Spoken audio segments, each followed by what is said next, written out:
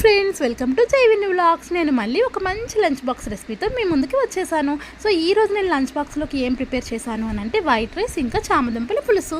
So చామదుంపల పులుసు ఎలా చేయాలి ఏంటి అనేది నేను చాలా స్వీట్ అండ్ షార్ట్గా చెప్పేస్తాను, వినేయండి.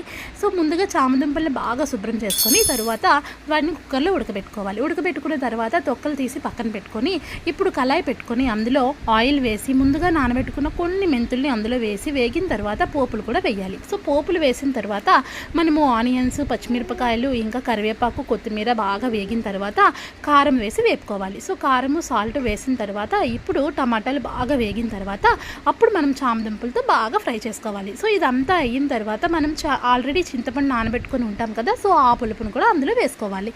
అంతేనండి, చామదుంపలు పులుసు రెడీ అయిపోయింది. ఇది బాగా మరగబెట్టుకొని మనం దింపేసుకోవడమే. సో కొత్తిమీర ఉంటే దాని మీద చల్లుకోవాలి.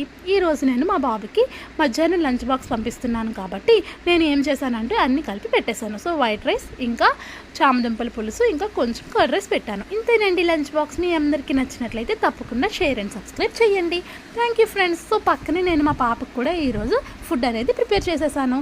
సో ఫుడ్ ప్రిపేర్ అయిపోయిన తర్వాత పాపలు వేసిన తర్వాత పాపకి పెట్టేయడమే.